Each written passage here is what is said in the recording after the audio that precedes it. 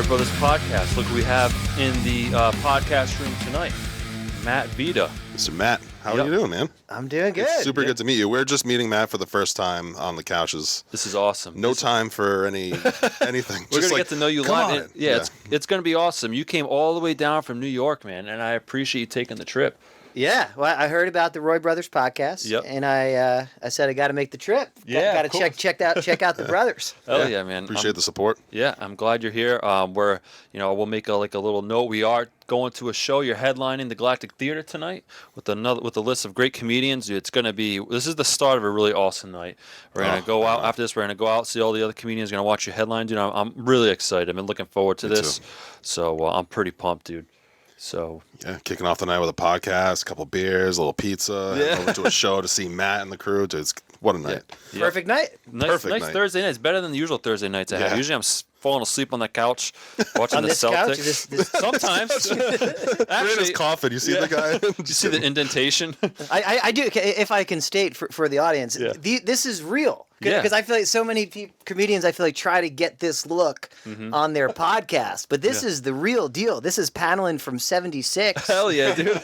Like these are, if you could see the other side, there's some cool movie posters. You got the Raging Bull. Yep. DVDs, VH. This is the real McCoy. Yeah, man. Big media collector myself, and it's cool because we don't hide anything. We're not trying to, you know what I mean, like make it something it's not. Like this is my place, man, and we just shooting here. It's real. It's unscripted, and it's off the cusp pretty much, and everyone seems to enjoy it. You know.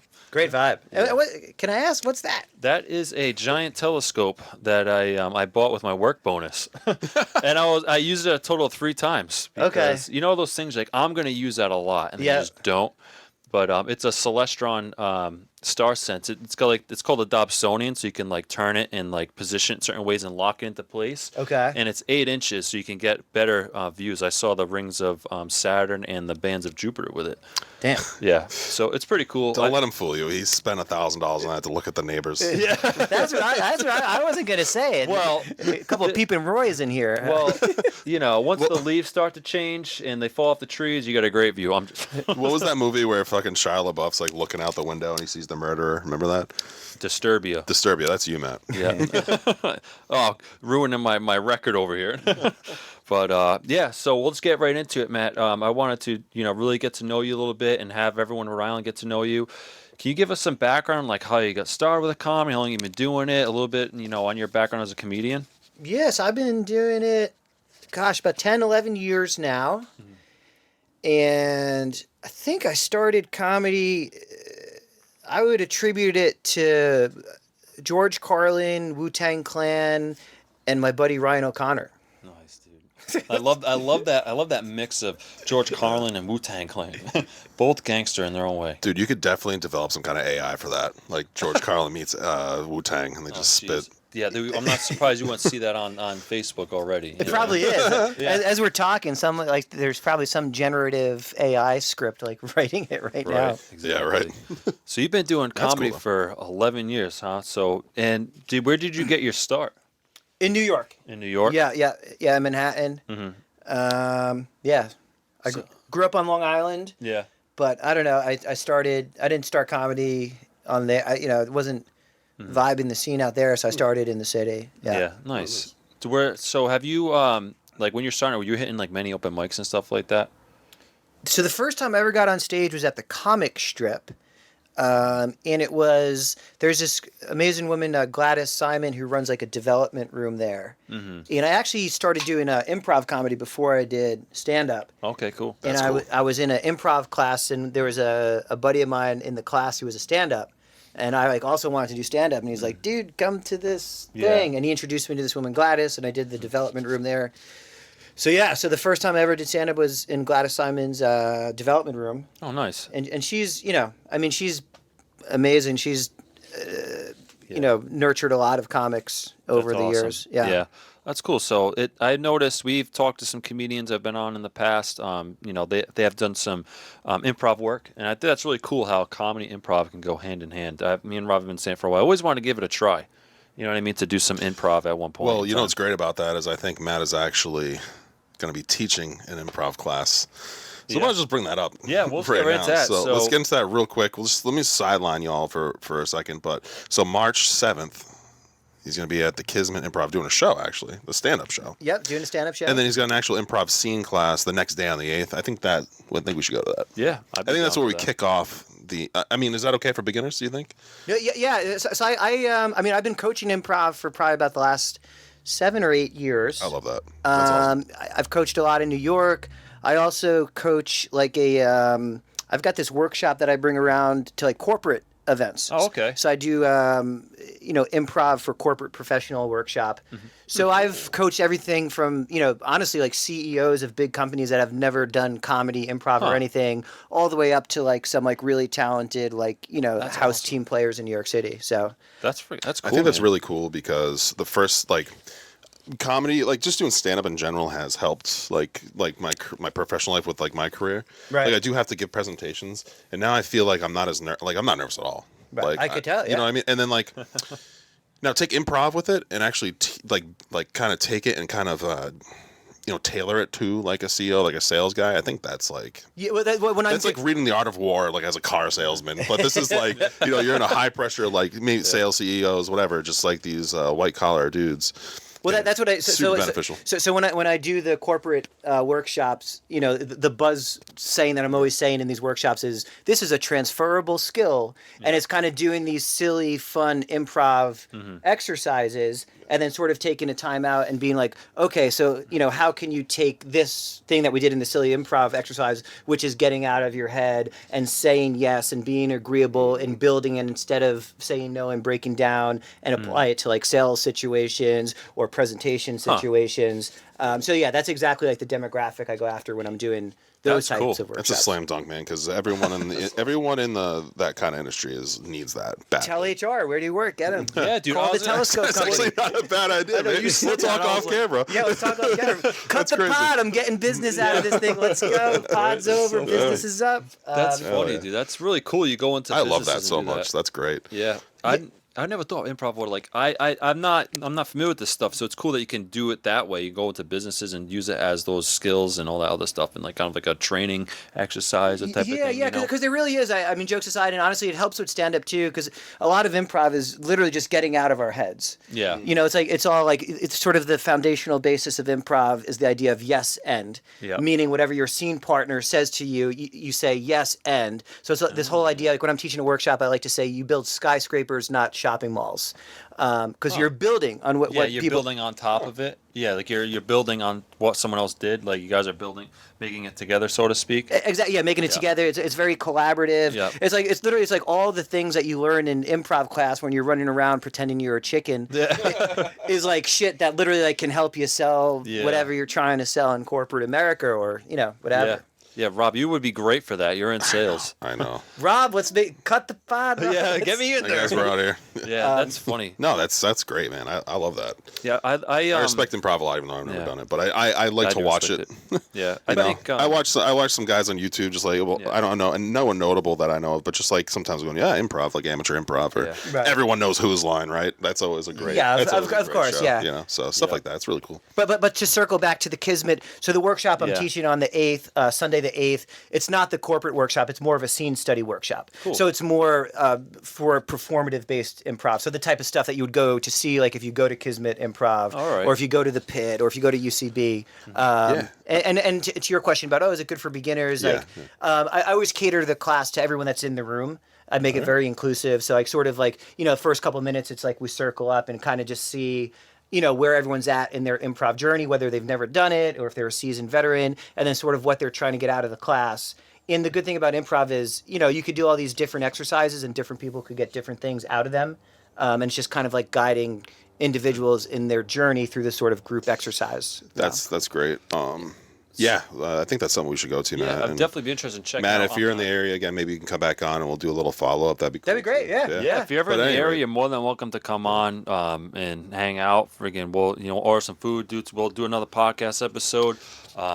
We got it's pretty cool to be sitting here and that's awesome. Because we met you online and stuff that we were talking and getting you on the podcast, and we're looking into like your comedy and all that stuff, and it's really cool. You're doing a lot out there. Yeah. So it's cool that you had time in your busy schedule to hang out with us.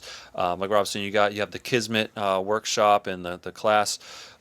So I definitely want to go there and check that out. Yeah. But the class, I had a question. So is it for can anybody just go do that stuff, or is it like you're teaching a class that's like a certain level? You know what I mean? So for this, when I'm doing sort of public workshops, it's open to anybody. Oh, cool. In the past, I do more graduated things where it's like when I'm doing corporate improv, sometimes if a company hires me for like, maybe a 4-week program, it builds upon, previous weeks. And, but for something like this, where it's a one day thing, that's cool. Yeah. It's inclusive to anybody. Yeah. I definitely think, I think you might see some of the comedians that we work with and that we're friends with.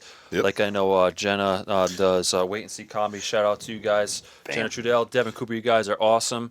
Rocking your shirt to the big night. But I know Jenna does some improv, and then Mike Tony Max does improv. There too. Tony Max, you might see them. Great guys, Absolutely. very funny, hard workers. But I just thought it was cool because you said, I go to businesses, and I want to say like I work for a law firm, so I'd love to see the attorneys I work with like try to do improv together and just. Well, honestly, lawyers have been one of the demographics that like really have been clients in the past. Yeah? Yeah. Like, especially if, I don't know what type of law you practice, but, especially if, like, you're a new associate that, like, needs to, like, actually go up in court and talk. Yeah. Like, a lot of times, some of these people just, that's something that terrifies them. Yeah.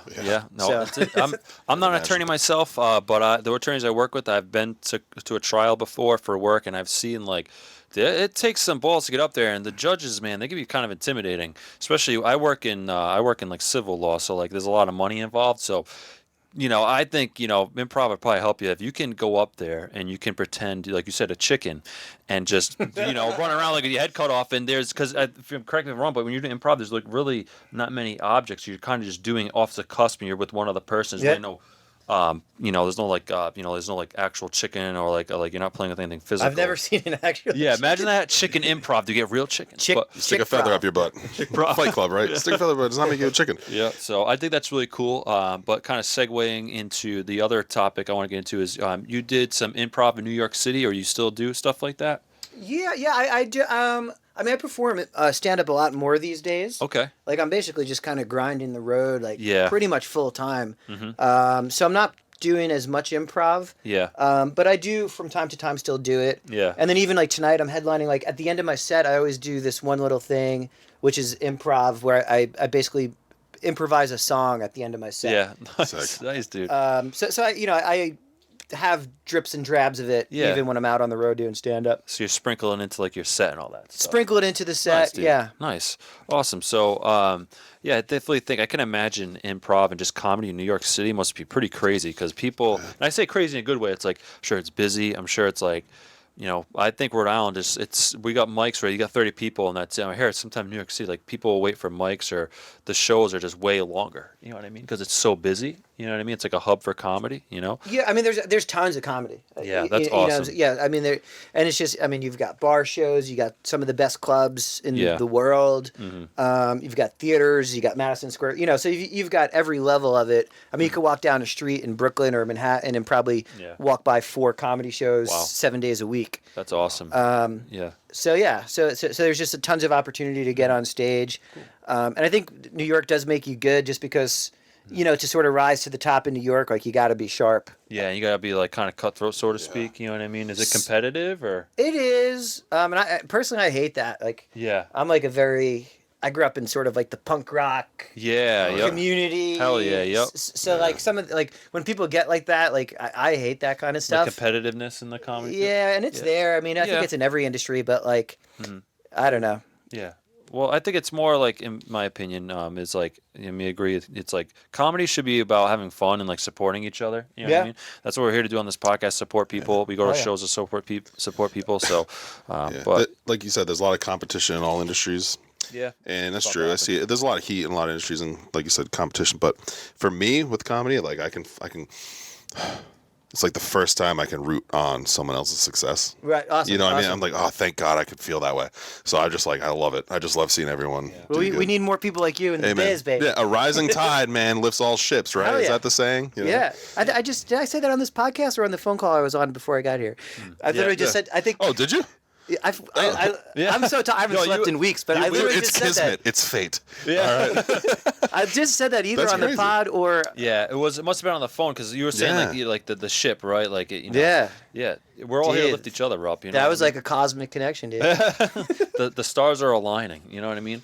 But yeah, that's cool. So improv in New York City, stuff like that. And you said you've been on the road. So you're on the road. I was talking outside the podcast before we started. Like you're pretty much a full-time working comedian, right? You're out there grinding shows. Yeah. So can you tell us a little bit more about that? Like what have you done recently, and what and you know up until tonight, and like what's it like being like a comedian, like on the go all the time and just doing all these shows? You know? Yeah. I mean, I've been like, man. I mean, it's been a good couple of weeks. I mean, in the last month, I've been in D.C., North Carolina, Virginia, Atlantic City, Maine, Pennsylvania, going back to Pennsylvania. Back and forth. Pennsylvania's a big state. So yeah, I mean, I'm all over the place. It's awesome. I love it. Like, it's a lot of driving. Sometimes you're having a panic attack at 2 a.m. on some like road in the middle of nowhere. You're right. And you're like, what the fuck am I doing with my life? Yeah, I guess that's when you rethink it. But then you're on stage and then like you're having a good show and it's just like it's all worth it, you know? Yeah, it's like you're grinding it out and you have those moments. It's like me and Rob are grinding it out and stuff like that. Like I worked all day today and I'm grinding at my job and I came here to get ready for us and it's like this is all worth it to me. I was tired, but I was kind of a little nervous. Every time we get a cast on, I get a little anxious because it's like how, you know, I mean, I got to get the material, make sure I don't say anything stupid, you know? Not yet. But I'm like, you know, it's just like I get nervous, right? It's always that one time. But, you know, it's cool because it's worth it, dude. It's like we're grinding out. We're going to the show after this. It's like, honestly, dude, it's a joy. I love it. I can't imagine, like, I haven't had this much fun in so long before I started doing comedy. It's great, you know. And you guys about one year, you were saying it? Yeah, we a little over actually 1 year. We're officially a year. I think since a couple days ago. We went the whole comedy class route. Nice. Some people do, some people don't. But at the end, you know, they do like the comedy show. It's where did you part do of the class? So actually, right up the street where we are in Rhode Island here. We're in the city of Warwick, guys. Yeah. John Parada's Comedy and Factory put on a. It was 6 weeks. It was a couple 6 weeks class. Like that, and at the end, which is cool because that's the biggest perk, right? That's what you're paying for at the end of the day. Not only the coaching, but you have an assembled crowd of like 100 people. Oh, that's great. You see your first time ever. You're shitting fucking bricks. But you're doing it. You know. Yeah, and, we were nervous. You know, then you have that exposure therapy, and then what I thought would be something that I just did on the weekends turned into a year-long. You're obsessed. Adventure. I have a big calendar on my wall next to in my work office, and I put an X every time I write. Yeah. I put a red mark every time I have a show, and I put a purple mark every time I have an open mic, and it's just fucking littered. Nice. And great. Never thought that would happen. I kind of just thought, fuck it, we'll do it for fun. You know, have a couple That's how drinks. It starts. I feel like fuck you guys. I'm out. But then it just blink. It's been a year. You got the bug. Yeah, exactly. Dude, so that's awesome. Yeah. Well, welcome to the insanity of stand-up comedy. So it's just really cool that you'd be on our podcast like 10, 11 years versus our 1 year. Yeah. So I'd love to tap experience in anything. Yeah, that's why it's cool hearing like your story definitely appreciate it. But yeah, that's well. So like me and Rob were like we kicked around the idea and we're like, we're gonna do it because our friend Kyle Cody does comedy and he's like, you guys should do it. So we did it. That's a short story. So but with you, Matt, like did you always know you wanted to do comedy, or is it something like you were mentioning earlier, like your friends like, oh, we should do that, you know what I mean? So you were starting. So I guess my question more would be like, were you always interested in like kids, like in the improv, and that's how it kind of segued into comedy? And have you always been like a kind of like an artistic guy, because you seem pretty artistic with the comedy and the improv and some other stuff I'll touch upon as well, you know? Yeah, I would say I've always been a performer ever since I was a kid. And if I were to trace it back, like honestly, I would trace it back to like 7th grade. I started getting really into rapping. Okay, yep. I heard Wu-Tang. I mentioned Wu-Tang Clan. So I heard Wu-Tang Clan, and I was like, this is so fucking cool. Yeah. And like my school was like 7th to 12 was all in like one building. Yeah. And I forget the exact impetus, but I remember like listening to Wu-Tang and like wanting to do that.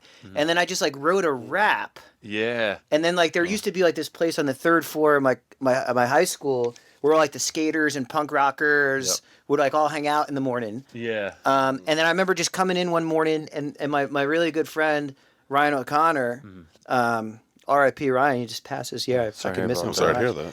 Yeah. But he was like, I fucking learned so much from that kid because he was one of those dudes that was like, he was just like a fearless dude. Like he could command a room. You know what I'm saying? So like honestly, like there's things I do now in stand up that like I attribute honestly to being in 7th grade. And he was one of those dudes that like he was my same age, but he was like the 7th grade that he was the cool dude. So I remember writing this rap and like showing Ryan like, dude, I wrote a rap. Yeah, that's awesome. And he was like, dude, that's pretty sick. Yeah. But he was like kind of the dude that like everyone's like, yo, Vita, yo, check this out. You know, so he was kind of like almost like my hype person. Cool. So then like he would get like any morning I'd come with a new rap, like it'd be like, all right, dude, fucking check it out. Yeah. That's awesome, man. That's so cool. I mean, like you said, it all starts somewhere, you know. And Wu-Tang's great, dude. I love Wu-Tang. I don't listen to a lot of rap, but when I do, I like Wu-Tang or Mobb Deep. I got a couple of them in my collection here. But dude, the mystery of cheese boxing and shit like that. I used to listen. I worked in a kitchen. They'd have fucking Wu-Tang and ODB blasting. It was a small kitchen. We'd be friggin' slinging burgers and cooking fries and doing whatever. I was on the dish station doing deliveries, throwing wings in the fryer. Wu-Tang would be blasting, and then the door would open. You probably hear it a little bit up front in the front of the house. You know what I mean? But definitely, that's cool, man. Rap is a whole different ball game, man. You gotta be very talented and quick and be able to rhyme it. So do you do a lot of rapping, or is that just something you kind of like just do like for fun, like? You know? I've gone through, so I do still rap. Yeah. So like I said, I kind of started doing it back then, and it was like that first time where it was like this like sort of performative, like getting the feedback energy. Yeah. I mean these days like I do like some improv rap in my set when I'm headlining. I occasionally write raps and just like put them on like the social media, like funny raps or whatever. Yeah. And I've even like I'll get hired occasionally to like write raps for like companies like brands and stuff like that. Really? Like I've wrote some raps for like Hello Fresh, for like some local restaurants, like cool, social media marketing these days. It's like let's get a weird dude with a beard to fucking rap about our shit. Yeah, I've seen some of your rap stuff on your social media. I saw one about the Masters, which I thought was pretty funny because I golf myself. Oh, nice. you're dunking on McIlroy, but do you have any like? I don't mean this in a bad way, but do you have any serious rap? Like, do you have any actual rap, or is it all like with a comedy focus? It's gone through iterations. And if you do have like something out there, like, please, you got like a Spotify or anything? I'm on Spotify as Nar Father. GNAR Father. Nar, dude, I like that. Yeah. Shred the Nar, bro. Shred the Nar. Yeah, so it's kind of like Godfather, but Nar Father. We used to skate, so Hell yeah. It's a good time. Rip it up. So yeah, I've got some stuff on like Spotify. I've got some like more serious stuff. I got a couple of like videos of the more serious stuff on like YouTube, and even that is like kind of it's playful, but more kind of like yeah. I wrote a rap yesterday. I might record it this weekend. Yeah, nice. Or no, was it yesterday? 2 days ago? I was doing a gig in Pennsylvania. Shout out Joe Ferrero in Eastern Pennsylvania. A really fun show for a Tuesday night. But whatever. I was driving back and I wrote this rap about having like panic attacks and not having panic attacks. So it's kind of more in like it's flirts the line of like real shit I'm dealing with and like like a slightly funny bent on it. Yeah. Yeah, I can definitely empathize with panic attacks. Yeah. They have a little one before you get on stage sometimes. I know I do. I'm like, oh, shit. I get them when I'm driving back and it's 2 a.m. and I haven't slept in 3 days. I'm like, where am I going? I've had 3 monsters. I'm just like, fuck. Yeah. So you're a coffee drinker or any drink drinker? Or like, how do you stay awake, I do a little bit of coffee. Yeah. Try not to drink too much these days just because it don't help with the anxiety. Yeah, that's true. Not at all. Just enough to keep you going. You know what I'm saying? Yep. Exactly. You ever drive and you're just like this? You're like, oh, fuck. I have a bruise on my neck right here. How many times I check my pulse? Do I ever? You mean every single day for the last 3 fucking years? I'm doing this. Yeah. Oh, my God. And you got the coffee in the cup. Like, This will help. Then I've got like the fucking gummies. Like, I got to get some vitamins. Wait, those aren't the regular Flintstone ones. Dude, yeah, man. You're freaking living on the road, man. Out there, crushing it. That's awesome. I mean, like we said, you're all over the place. You're doing New York and you're coming here from Rhode Island, you're going to those other states. Now, Now, you also, to kind of touch base in, I heard from Vermont, right? You've done some work in Vermont. So you're a co-founder of a comedy festival down there? Yeah, yes. I split my time. I mean, I don't know where I am. I mean, where are we? This is Rhode Island? We're in Pennsylvania. Are we still in Pennsylvania? Is this Eastern Pennsylvania? Yeah. This is kind of what I would envision a place inside. I just went in the venue, but this has got some Eastern Pennsylvania vibes. No, but I split my time between Brooklyn and Vermont. And up in Vermont, me and my partner Colin Doyle, who's also a very funny comic, actor, producer. Yeah. He also owns a comedy club up there. It's a small little comedy club, cool. The Woolen Mill Comedy Club. Nice. And we've been working together for the last couple of years. So we started a comedy festival, the Vermont Comedy Festival. And then we also run a film festival together in the summer. Wow. Yeah. That's awesome, dude. That's all awesome. In Vermont, right? All in Vermont, yeah. So it's in like kind of central Vermont. The comedy club's in Bridgewater, Vermont. Nice. Okay. Very close to Killington. So if you're a skier or snowboarder. And then for the festival, we do a lot of shows in Killington and Woodstock as well. Nice. And then we also produce like a monthly show in Killington at Still on the Mountain, which is like a really cool, it's the Killington Distillery. Yeah. So. Oh, damn. Me and my wife go up north a lot. When we vacation, I like to go up to like Vermont, New Hampshire. Definitely like to check one of those out, dude. That sounds like fun. Through. You know what I mean? That'd be awesome. Yeah. Love the north. Yeah, I like because it gets so much. I was recently in Bangor, Maine. I loved it. Bangor's sick. Right on the Penobscot River. Bangor, Maine. Beautiful. Yeah. Yeah, dude. Bangor's the shit. I was gonna say. So have you been doing that comedy festival for a while, or? So this is our 4th year. We're about a month out. Nice. Yeah, it's always the first weekend of December. Nice. So this year is the December 4th, Thursday through December 7th, Sunday. Wow. And over the course of those 4 days, we do about 19 shows at about 6 different venues. We bring in about 45 comics from all over the country. That's so cool. And then we have one big headline show. So this year we're excited. We're bringing in Judy Gold. Nice. Is our headliner. Super excited to have her. Mm-hmm. Last year we had we had who do we have last year? It was Joe List, and then it was Colin Quinn, and then it was Tim. I want to say yeah. Awesome. And, yeah. That's awesome. Yeah. Like we're dipping our toes into production. Right now. We had our first like actual legit show. Cool. And it turned out so good. Awesome. Yeah. And whatever. Take this as you will. Everyone made money, so to speak. Like, what's important to me is the venue makes money because I want them to see the value in having comedy, and I want them to invite us back, and it did. So it was great. It was cool seeing other comics show up. To manage a festival though, whew, baby. Yeah, I was gonna say, that must be a lot of work. Like Rob was saying, dude, I helped co-produce one show at a record store. It was really freaking cool, dude. Nice. It was awesome. That was fun. Rob performed, got him on, and then me and Rob did a show at a bowling alley, Lang's Bowlerama, in an event room. It was really cool. Talk about a high you chased. That was that night was perfect. I'm chasing that high. So I got some stuff in my mind that I'm gonna get on pen and paper that I want to do. I got an idea for a show, but I was gonna say the comedy fest is probably a whole different level. You know what I mean? Yeah. I'm scraping the resin out of the bowl on those shows right now. I'm running low, buddy. The jokes. Well, that's the thing. Like Matt, you've been doing comedy for a while, so this is a question I'd want to ask you. Is like, do you believe that working on all right, I'm gonna preface by saying this. I don't like when people tell me, Roy, you say the same jokes. Right. It's like, but you're a comedian. You're a veteran. You've been doing it for a long time. It's normal, right, to be working on a set for a little while, right? You're perfecting the craft. Of course, yeah. Yeah, so I think like me, I don't do all the same jokes. I feel like it's okay to do the same set for a little bit because you're really making that perfect 5-minute set. And you're gonna mold it. It's gonna be beautiful, Ding, ding, ding. Yeah, exactly. The industry is still predicated on a tight 5. Yeah. And it's nice. I teach stand up as well, so I'm actually wrapping up a class right now for stand up. Cool. And you guys said you took a class. It's like you start the class, you do the 5. You want to audition to get into the Comedy Cellar, you're doing 5 minutes. You want to get on late night television, you're doing 5 minutes. It's still, a tight 5 is still the core of the industry, in my opinion. Very nice. And, I've got some jokes I've been doing for years. Yeah. You know what I'm saying? And it's like you're constantly, not constantly, but, when you're first doing a joke, you're constantly refining it and, cutting off the fat. Does this tag work? Does this, adding tags, taking tags off, sharpening it up. Yeah.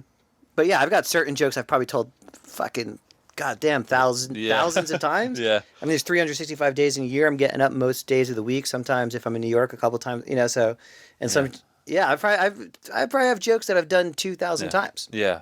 Well, I think it's a beautiful thing, refining those jokes. Like I got one joke that I love. It's very dear to me because it's like my first joke that I sat there and I wrote, and I still say it, and it hits like 98% of the time. So I plan on taking that joke with me everywhere. You know what I mean? Like, I might not say it at every show, but I just think it's important to craft a good set. And I wanted to just get your opinion on because you've been doing it for so long, and you know what I mean. I just like to. Everyone pretty much says the same thing. Refine a good 5 minutes. It's good to find patterns, and the guys that have experience pretty much say the same thing. That's It is a numbers game because like I do think about my jokes too, where it's kind of like, oh, this joke hits this. You know, it's like, you know, you do a joke 100 times, you could start to get like a statistical, like, oh, this is a, you know, this is a 90% or this is 95. You know, it's like this joke always works. It's like I've got one joke I do that like is a 50-50, but it's my favorite joke I always wrote that I ever wrote. So I do it every fucking night, and like, I can't wait to hear it. I'm gonna do it. I'll do it. I'm gonna do it tonight. I can't wait. And these days I do like because when it doesn't hit, I'll even say like I do this joke every night, and oftentimes it doesn't get a laugh, but I like it, so I keep doing it. And I got like a second half to the joke that it does work all the time, so it kind of is whatever. Yeah. Matt and Matt. Hey, two Matts squared. Matt squared. Matt's. I just watched. I don't know if you guys out there, you guys watch Gordon Ramsay at all, but it was a Hell's Kitchen episode, and this guy. It relates. This guy had a carrot cake that it took him. He's been working on for 10 years. So every time he makes it, he goes, it needs a little bit of this. He's 10 years to get it into the mouth of Gordon Ramsay, who complimented on it. Yeah. And I go in the comments, and everyone says, "Oh, this cheesecake took me 2 years. The way I brine my turkey in Thanksgiving, it took me." It's like comedy, dude. Right. Like you were saying, like you do that 2,000 times. You're baking that cheesecake in the oven. Yeah. You know what I mean, or whatever. The turkey. Do you bake cheesecake? Me, not me. I have no idea. Oh, or is it just like whipped cream, or that you whip? No, it's kind of like a chilled thing. It's like cottage cheese. Bro, chill. You know, but like that's we're just gonna go over the whole recipe. I just think that's like a cool juxtaposition. Like you got to work on your stuff over and over and over, and put in the time and the hours, and you get that perfect carrot cheesecake thing perfect that cheese, comes out of it. Delicious. But that's heartening to hear because, like Matt said, we got a lot of people that come out and see us, and you know, they're our core group, and they're a lot of shows, right? More often than not, and they're hearing the same thing, and they're still laughing at it, which is cool. Yeah. Well, I mean, that is kind of the tough thing, I guess, when you're starting out.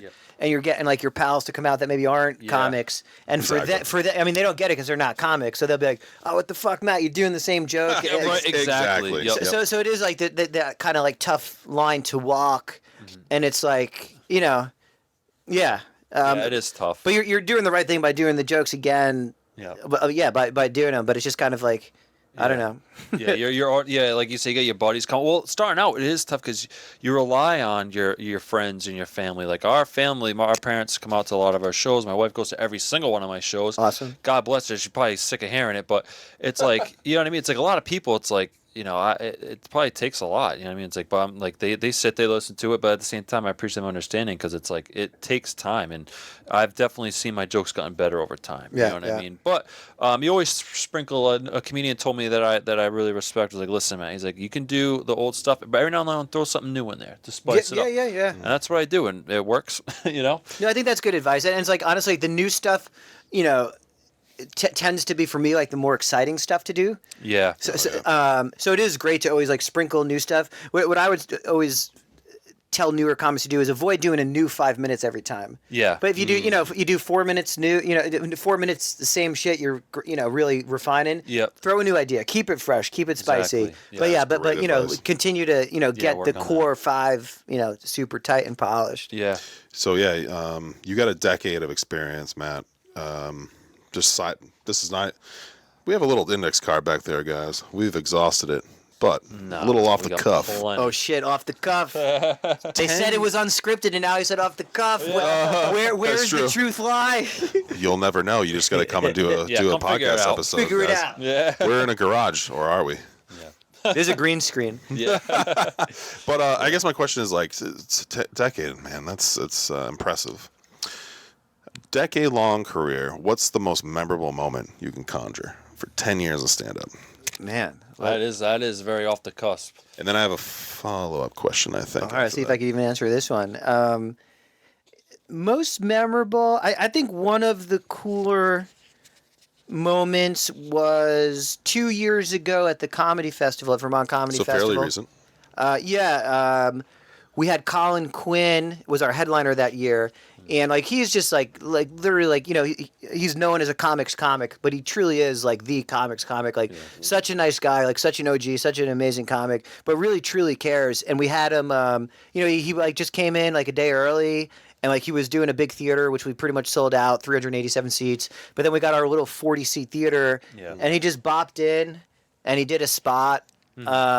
And like he was just like it was just so cool to like have him in that room. And I was hosting that night, so I got to bring him up. That's cool. And he was just like such a genuine dude. Like he like watched my whole set. Then like the next day we were hanging out, and like I didn't ask him to. And like he's Colin Quinn. He doesn't need to do this. But like the next day, like he's like. He like watched my whole set. He's like, "Oh, I like that joke. We did this, and like you should talk more about that." So it was just like such a cool feeling to see someone at that level. You know what I'm saying? Like you're talking like, "Oh, you're 1 year, I'm 10 year. Who am I? I'm fucking no one. No one knows me." But like like for me, you're my like, Colin Quinn brother. You know what I'm saying? One day, like, imagine. Well, I'm just saying like that's what an incredible feeling, and I love like that's a kindred spirit to me. That's what I vibe with. People like that. Comedy, my career, whatever. I think the mentorship and being a mentee is super important in all aspects of life. So when you have someone that takes you under your wing like that and wants to, so that's good vibes. That's awesome. I like that a lot. Yeah, that was great. And then just like honestly, performing on that show. I mean, I've done some pretty big shows at this point, but 387 seat sold out theater at that point. That was one of the bigger shows. I had audience size. And since then, I've performed for probably bigger than that. But pretty awesome. Yeah, that's cool. I mean, it's cool that like a comedian like that can take their time and talk to you and spend time, and it's like that's cool because it makes you feel like because I feel like some comedians they might feel like if it's a bigger name they just want to get in and get out. You know what I mean? I think it's cool when a comedian can be humble. That's the big thing. Yeah, no, I've seen both, and I'm not a shit talker, so I won't drop. Even off the record, I wouldn't tell you the ones that are like are not like that. That's fine. But it's like people like Colin Quinn, people like Mark Norman, super cool. Joe List. Mark Norman, that's awesome. Comedy. Comedy. So you met Mark Norman then? I've worked with Mark before. Yeah, we actually. I just featured. I'd love to hear it. I just featured for him last week, 2 weeks ago. It all blends together. Yeah, we did a gig together. I mean, Mark's just super chill. That's how I imagine he would be. Yeah. Yeah. So that's really nice to know. I was hosting a show at New York Comedy Club a couple months ago, and Jim Gaffigan bopped in. He dropped in, and he was super cool. That's so cool, dude. Honestly, it's not the first time we heard that actually. Pop in. Well, he's been dropping in a lot. I heard Jim Gaffigan was cool as shit. We had another guy on, and he said the same thing. That's nice to get. Yeah. But it's just cool because Gaffigan, once again, he's just at such a high level, and I was hosting, and it was just like, it's like he doesn't have. There's no ego. It's like, oh, you're hosting. And we'd talk for a little bit, and how you want me to bring you up, blah blah blah. I don't care. I'll mention the new special. Yeah, great. Okay, cool. Wow. And then like a class act. Like I brought him up. He's working on his new hour, so he did whatever it was. I forget. It was killing. And then made a point before he left to come find me. I'm just the fucking host. He does find me. Hey, thanks a lot. That is. He doesn't have to. He doesn't need to do that. That's so cool. So it's just it's when you see like someone at that level being such a class act. It's really cool. Love it. Yeah, that hopefully he laid off all his hot pockets. That's awesome. I think that's such a big deal. That's great. It's kind of like I met some like big name skateboarders in the past. Like I met Mike Valley, who is some people you might know him. Like, hell yeah, we know Mike Valley. But he was rolling with like the Jackass guys for some things, and there's that famous video where he like beat the shit out of a bunch of people. They called him like some name, but that video where he just takes on 3 guys and knocks them out. That's so viral. I grew up watching this guy. Like I was a big skateboarder as a kid, and I just grew up watching that Jackass all that stuff. So I got to meet him downtown in Providence, Rhode Island, over here recently. A couple of years ago, and meeting him was like really cool. He's very humble, soft spoken. He put on a demo for all of us, so that was a big deal. So like it's kind of like when I see so now I'm doing a lot more comedy. I kind of hate to say, but like it's skateboarding's kind of taking a back seat for me because comedy's taking a lot of my full time. When I meet these bigger comedians, it's really cool. Like I met Frank Santarelli from The Sopranos, and he had a part in The Sopranos that I think it was kind of cool to meet him. He did John Peralta show on Headline. It was so cool. This guy was so nice. Yeah. He signed a picture for me, and then when that guy could have just been like, all right, I made my money, I made my time, I'm out to the next one. I think it's so cool that that was like me and like Jeff Dye. Like I met Jeff Dye. He was such a cool dude. Yeah. Took his time and gave me some advice, but yeah, definitely. All that stuff's important. Yeah, it's important. But yeah. So I mean, when you're out there grinding on the comedy scene and doing all these shows, like, do you? Well, we were talking earlier. Like, do you do anything in your free time, like surfing and all that stuff? You're saying you kind of do like surfing and all that. Hey, he knows shred the gnar. We're skaters, so he must. I want to get into that too because there's overlap with surfing and snowboarding. There's got to be. Yeah. No, I've been surfing, snowboard a lot. Yeah. And then surfing's crazy though. Like, I do. How do you fit your balls on that surfing board? Because I would probably cry. Like if I saw that wave, when you're paddling. Oh my god! Like I could never do it. In general, Yeah, I don't know, man. Just it heals your soul, dude. So you kind of take some risks, man. Yeah. I love the way you said that. It's like a real surfer, dude. Just get fucking tubular. That's cool, man. I mean, surfing, dude. I get a lot of credit because, like, as a skateboarder, that's where skateboarding started, was in surfing. Yeah. I mean? The Dogtown boys, right? Yeah, the Z Boys. Yeah, the Z Boys. Oh, dude. Remember that old movie, Lords of Dogtown? Lords of Dogtown. Yeah, that's an old one. Shout out Dogtown. Hell yeah, dude. Peralta, right? It was like basically Stacey Peralta. Yeah, Stacey Peralta. Correct. All those guys, man. That was like really what started it. We grew up with that. Like I'm in my mid late 30s. Matt, you're probably I'm in my early 30s. We're all, but we got surfing aside, but I got to see like Tony Hawk. I got to see at the X Games. Rodney Mullen, Costa, all those guys. Right. We're awesome, man. Yeah. Have you surfed? We were talking outside of this, but you're saying you like did some surfing in the area. Like, have you surfed in like in Rhode Island or Mass and stuff like that? Yeah. I've surfed over Point Judith. I surfed there a bunch. Gansett, a couple other spots that people around here wouldn't want me to say on a podcast. Yeah. Secret spots, I'm sure. Yeah. Yeah. Well, I remember, dude. I went to school in Boston. Keep your secrets. Yeah. I went to school in Boston, so we used to come down here for like hurricanes and stuff. And I remember like one time we like went to surf like the real localized spot. Yeah. And fucking my one buddy's a strong word, but it's just like the other guy that surfed. Yeah. So I like was driving with him, and he was kind of like a kook. Do you guys say kook? Yeah, I get that. Okay, so he was kind of like a kook. Yeah. So I was kind of half embarrassed to be with him to begin with, and then we went to like surf this like kind of heavy spot, and he's like walking there like with his wetsuit already on, and just kind of like it's like, who the fuck is this guy? And I remember all the local boys at that spot were like fucking throwing beer cans at him and like calling him words I won't say on a podcast. Do you wear a wetsuit when you surf? Yeah, dude. Depending on the time of year, yeah. Okay. Yeah. See, that's just how stupid I am. When I see surfing, like every time I see surfing guys, it's like when I have a new monitor, I want to test out the 4K. I type in surfer 4K. And it's like this guy just doing this, and then it zooms out, and he's this big on a wave. I'm like, oh my Lancer. Like, holy shit. Yeah, but all right. So he's already in his wetsuit, and they're throwing beer cans at him. Like this local spot that guys were like already there, and you guys kind of like the outsiders, like not like the regular. We were, yeah. We got vibed out of that one, and I get it because I've been on the other side of that coin, like at my local spots. Yeah. And I just kind of like I was like, if I wasn't with that dude, you just keep a low pro. Look at these fucking shoebies. Yeah. Remember Rocket Power? Remember that? Shoebie. It was just non-local. Yeah. Go back to the valley, man. Yeah.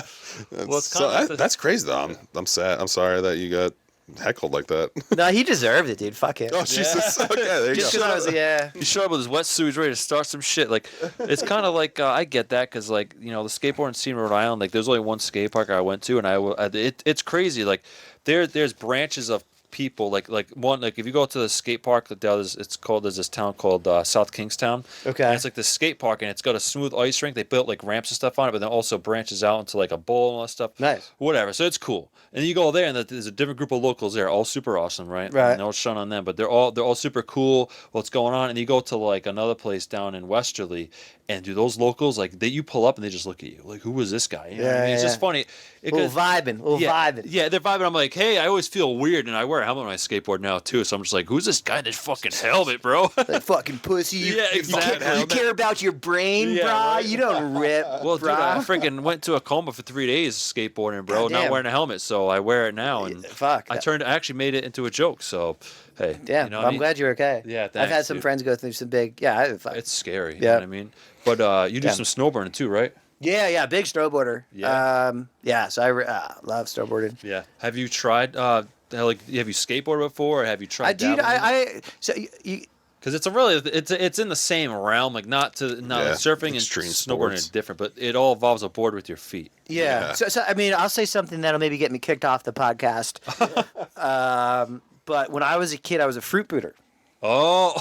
right, guys, get out of here. And no, that's cool though. No, it's not. He's like, no, don't say face. No, but all right. It's okay, so me too. You were a fruit booter, we called it. Yeah. Yeah. It's all right. Nothing wrong with that. I mean, honestly, It's all right. I mean, No, it's not great. I think I was too though. hey, yeah. So you were, I skateboarded a little bit, but I wasn't too great. I mean, with like on the rollerblades, like I could do rails and stuff like that. With skateboarding, that's like cool. I wasn't as good. Well, hold on. Let's clarify that for everyone. Is that when you also inline and skateboard, like, or is that when you put your foot on the back instead of the front? what? No, it's when you wear rollerblades and then grind on rollerblades. Okay, that's all right. So we're getting that right because no, that's Mongo. I'm sorry, I'm thinking about Mongo footage. Pushing Mongo. But yeah, pushing Mongo. No, but What is Mongo? Is that like a local drug or something? No, like in Rhode Island when you're pushing Mongo, You're like pushing Mongo, bro. you're on the front trucks instead. No, I'm sorry, you're on the back trucks instead of the front trucks. You're pushing Mongo. You're on the back trucks. Copy, no, we're both fruiters, man. Because I liked inline actually a lot. Yeah, it was sick. It all started with the soap shoes. I'm a little older than you, so I'd already been like ripping. Yeah. Not really fruit booting. And then the soap shoes came out. And then it was kind of like, so we were already hitting rails and stuff. Yeah. And then it's like, oh, dude, we could fucking grind the high school. And then like, that. Dude, remember I used to steal my mom's candles and wax up the curbs. Oh, yeah. Wax and everything. I got inlines, guys. Yeah, it was awesome. Was it I want to say this one last thing on it because I thought it was funny. It's kind of like the whole gatekeeping thing. I went to there was a local shop down the street when I was growing up. A skate shop, right? You talking about the underground? No, not underground. I'm not going to name any names, God forbid. Not they're around. It's so long ago, but you never know who's listening. Fuck it. But it was more the fact that like I went. So there was a local skate shop that a family owned, and they always have these rails outside. Everyone would be skateboarding. It'd be really cool. It was like 3 people. I'm like, dude, I want to get in there, right? So I showed up and I was pushing Mongo, and the guy's like, "Don't ever come back to my shop until you learn how to push on your skateboard." Damn. Like, the right way. He's like, and when you do, you can skate my stuff. So I'll tell you what, I learned how to push regular. I didn't push Mongo after that, and I showed up pushing regular. He's like, "All right, man, you cool." Like fist bump me. I'd rather be a fruit booter than a fucking Mongo pusher. That's for sure. You fucking man! I thought I was in a reputable podcast studio. I'm sitting next to a Mongo pusher. Right, and then we got a fruit booter, and a Mongo pusher and a fruit booter next to an 8-inch telescope. What the fuck? What the fuck did I agree to this? I love it. Strap some wheels on it. I'll do a kickflip. Thank God you got the Slayer poster. A little saving grace. Right? Oh man, that's funny. But luckily, I haven't really seen too much gatekeeping in comedy. I mean, everyone's been pretty welcoming. We can really only attest to Rhode Island because we branched out. I branched out to Mass, me personally, maybe a little bit, but Rhode Island specifically, everyone's been pretty welcoming, pretty awesome. So that's a good thing. So there was another thing that we wanted to bring up too. So you do like music and stuff like that? Are you a musician or? Yes, I've played in I started playing in punk rock bands when I was like 12, 13. Yep. Mm-hmm. That's awesome. Instrument of choice? I started as a bassist. Okay, love it. Then I've played guitar and I've sang. All right. Yeah, in a series of different punk and hardcore bands over 25 years. Oh yeah, nice, my buddy's a good bassist. I play guitar. He actually texted me this morning, wanting to jam. But give me some examples. Give me some band examples. Band that I was into? Yeah. I mean, when I was like in third grade, the origin of like everything is when I was in, I think, second grade, my mom brought me to Woolworth's in the mall, and I was able to buy my first cassette tape. Yeah. And I bought Metallica Ride the Lightning. Hell yeah. Just because I liked the fucking... the logo. Yeah, like the electric chair. I was like, that's pretty sick. That's metal as fuck, dude. That's Thrasher, bro. Yeah, so then I was like fucking like all into Metallica in second and third grade. Then in fourth grade, I got really into Rancid and Green Day. Okay. Rancid, one of my favorite albums is Out Come the Wolves. Great album. You have dude, you have the gnarliest bass solo I've ever heard in my life. Oh no, Maxwell Murder. Maxwell Murder. Any bassist worth his salt knows Maxwell Murder. Fucking insane. But yeah, okay, great. Yeah, I could play. I used to when I was in college, I would like fucking sit in my little jerk off station and just like have the bass. Yeah. And just be working on Maxwell Murder. I saw my friend finger that solo. Finger what? As bad as it sounds, pick that shit. Really? Yeah. He doesn't listen to this, so fuck him. Okay.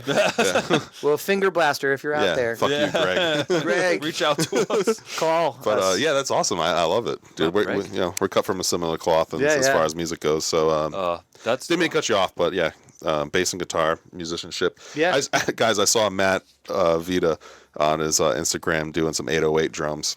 on his MPC, dude, samples and shit. If you don't know, 808 is a drum kit. And I was like, he just goes, doot, doot. I was laughing so hard. I loved it. Man. That's so good. Yeah. So I do. No. That's a good segue because I do a lot of hip. I was mentioning I do a lot of hip hop stuff too. So yeah, I got like the MPC. So I make like a lot of my own beats. I bought one of those thinking I could just cut like Marvin Gaye. Yeah. You know, take his voice, put it up 10 octaves, and go, oh. You can. You can. But I can't do it. I suck. Okay. I got the MPC. I got like a 6 beat pad MPC with like the piano. Yeah. Oh, okay. Yeah. But I don't know. I got the live too. So and like a lot of respect for that because I was looking at your stuff and I actually did like it a lot. I loved it. And I do like so these days like I don't play in a band currently, which I do miss, but I just don't have enough time right now. But I do like the hip hop stuff for fun, and then like I do get hired every once in a while to like write like little jingles for like podcasts or like companies every once in a while, small that kind of shit. Yeah. That's cool, man. So yeah, man. Very, very multi-talented. Yeah, we got a true artist on the couch tonight, guys. Yeah, and I had a question in regards to the punk rock. This is from my own question. Do you like the Misfits? Ever listen to them? Yeah, because they're one of my favorite bands. I was just curious. I like the Misfits. It's funny, like they're not like a band where it's just like whatever. Like back in the day, you had to buy albums. You know what I'm saying? Yeah. So when I was young and like getting into music, I never owned a Misfits album. Okay. So I never got super into them, other than some songs you'd hear around. Yeah, like the more popular ones. Yep. Matt, you know who I really loved, who kind of came out of the punk rock genre, but AFI. Okay. Yeah, I like their older stuff. They had a lot of good stuff. I saw them twice live, and they were just fucking awesome. Yeah. Do they suck now? I don't know. I haven't seen them since they. So they had a lot of old punk rock albums, and they kind of went like they toured with Rancid at one point. That's a pretty. About I did not know that. About 30 years ago. Yeah, I mean that makes sense. How old am I? About 28 years ago, they went on tour with Rancid because I saw them open for Rancid. Yeah, I saw. I forget who they were touring with, but I saw them a couple times. Lupo's Heartbreak Hotel in Providence is a great venue. They were there. Nice. Somebody told me they suck now. I was never super into AFI. They suck? I don't know. But I was on the road with someone recently, and somehow AFI came up, and they're like, "AFI sucks now." Damn. And I was like, sorry, AFI, you suck now. I get. AFI, I've never listened to you other than that one night at the Roseland Ballroom. Sorry, Davey. Yeah, so Davey.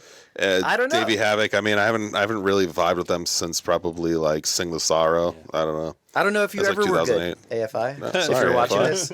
And no hate. Not. Thank you for doing it. Thanks for your contribution to the punk scene. Even if I don't listen to it, it's the fact that you did it is great. Yeah. I just love when we were all rooting for our encore, and of course the encore song they came out with was my favorite song of all time by them. Yeah. But anyways, we can go on and on for about music. But yeah, I wanted to because I know Matt, you gotta go get ready for the headlining set. We're gonna go check you out at. Let's go back to comedy, Matt. I'm not sure what you were gonna say. Well, I just wanted to because the brothers are about to brawl. No, it's all right. No, we're coming up on an hour, so I want to make sure we wrap it up nice and tight for you. Cool. I want to make sure we want to plug anything.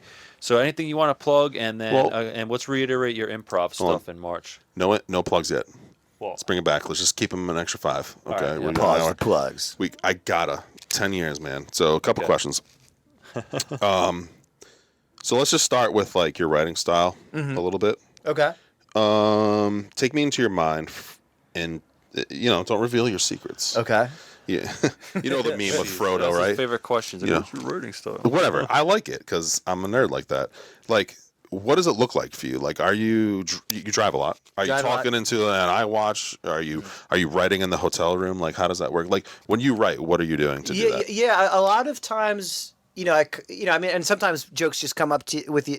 For me, it's like something happens, and I'm like, oh, that's funny, or that was weird, and that's something that could turn into a joke.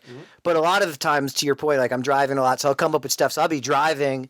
And then, like, as if you're not anxious enough now, I'm trying to, like, fucking hit record. It's, like, yelling to the thing. And then, like, the voice transcription doesn't work good. So now I'm, like, going and trying to, like, fix the words so I don't miss them. Yeah. And then the other thing I do is I try to exercise every day. And a lot of times, like, I'll like, run. And when I run, I never bring a phone, no music, nothing. I just, like, it's kind of like my meditative state. That's some David Goggins shit right there. I'm gogging around. But a lot of times that just clear, I forget whose quote this is, someone famous, but it's like kind of like, when you clear, if you want to be a good writer, go get bored somewhere.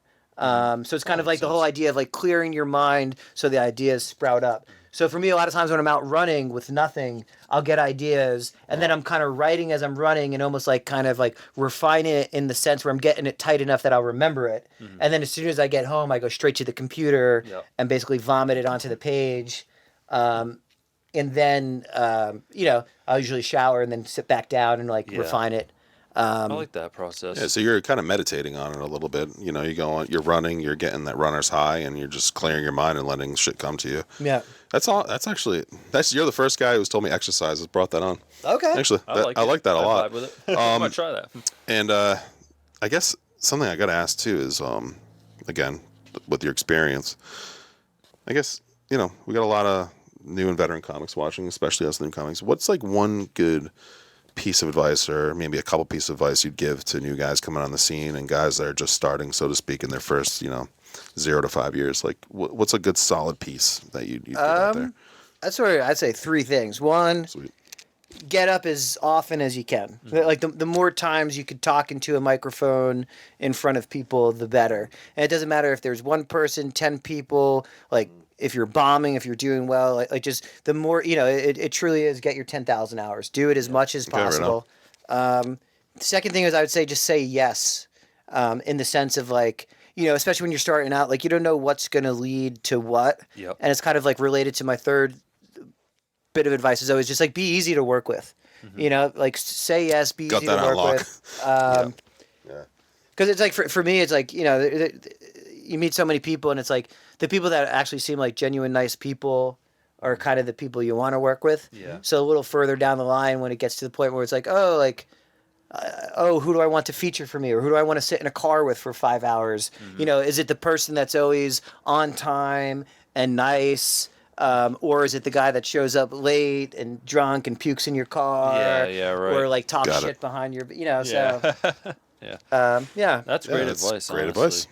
Yeah, because a lot of new people watch this. A lot of people have been doing it for a while, so it's cool. I think that's a good question, Rob, for sure. Yeah, thanks. But yeah, Gotta ask. I mean, yeah, no, that's good. So hopefully, because I go back, I watch all these videos time and time again, and I try to write down like every piece of advice. yeah, Right. You got 10-year guy, you got a 1-year guy, but I think everyone can contribute to the whole hive mind of comedy and how to approach it. Yeah, and I guess my one writing advice would be like, in addition to sort of the repetition and do the same jokes over and over and over, I feel like one thing that helped me become a better writer is to not be afraid to throw away my darlings. Where it's like sometimes you like write this thing, especially at least when I was newer, and I'd be like, oh, this is so funny, and I'd do it 5 times and no one laughed, and I'm like, no, they're wrong. And I'm in the middle of that right now. and the thing is that you realize over years is like, no, you're wrong. So like either fix the joke or don't do it. And don't, it's like, don't be upset that it doesn't work. Just find a funnier way to say what you're trying to say or say something else. Yeah.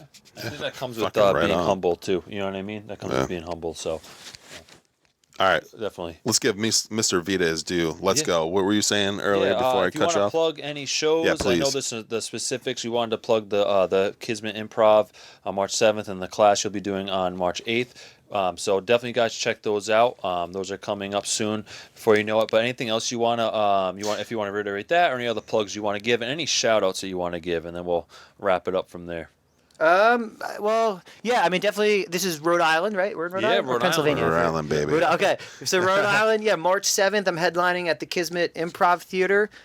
Super excited for that, so come on out. And then on March 8th, I'm doing an improv workshop. It's open to any skill level. If you're a stand-up comic that's never done improv, if you're an improviser that's been doing it for years, I like to keep it really fresh. I cater the course to who's in the room to maximize that time for what you want to get out of it.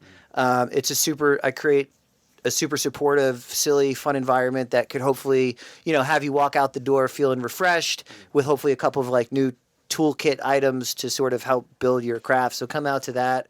And I guess shout outs. I want to shout out Loose Leaf, Jude at Loose Leaf. That's who introduced me to you guys, and she's Shout out to her. Absolutely, I'll yeah. piggyback on that. Yeah, thanks, Jude. Thank you. You're great. Awesome. She's so sweet, and everything was just like boom, boom, boom, boom. Jude got is. here, like- I've been working with Jude now.